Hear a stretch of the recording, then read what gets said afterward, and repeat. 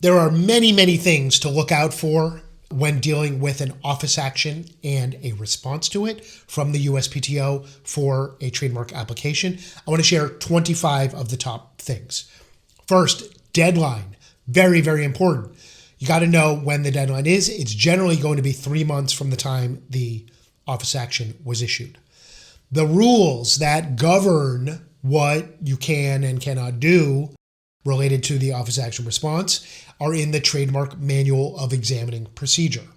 Speaking of procedure, it's also important to know the procedures related to how an application and an office action goes through the long and winding road of trademark registration. Also important to know about the proper USPTO forms, where to find them, how to use them, the filing system called TEAS. Also important to know about the difference between a first office action and a final office action and the responses to them. Very important to know about the options and when they might apply for appealing to the Trademark Trial and Appeal Board. Also useful to know about the difference between an appeal and a request for reconsideration. Of course, in building a substantive response, it's going to be very important to know about the relevant cases and laws that apply, like the Dupont factors.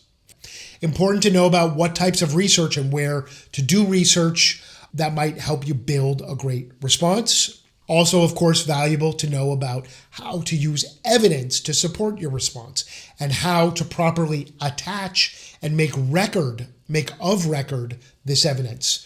I can tell you I've seen many, many times when an applicant has gone through the process of responding and tried to use evidence but not done it properly.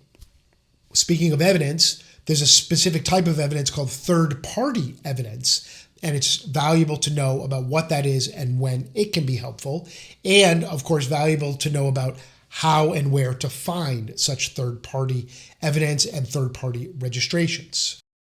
Also, something I've talked about in some of my courses about office action responses is the writing style and being persuasive in writing that response. Of course, I recommend working with an attorney. That would be one of the key tips in an office action response. And counterintuitive, sometimes going slower is better. Sometimes being quick to respond may actually limit some of your options in the chess match that can be getting your application through the registration process. Sometimes seeking consent from another party is a helpful part of the process, but you need to know when and why and how.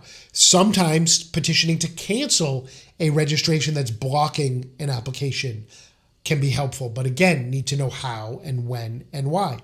Sometimes claiming acquired distinctiveness can be helpful in the application process. You need to know when and why and how that might apply.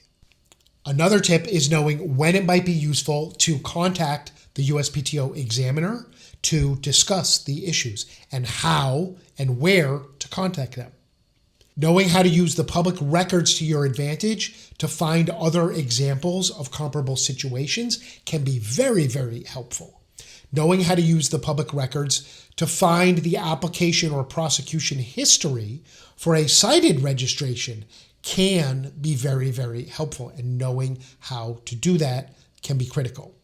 Finally, another contrarian tip, there might be instances when no response is the best response because everything you say in the application process is going into the public records. So, all of this is to say there is a lot that goes into office action responses. I've taught courses that are many hours long about it because it's so complex and there's so much information. But hopefully you got the gist of some of the most important information. If you would like to learn more about it, stay tuned for the next episode about building a strong office action response.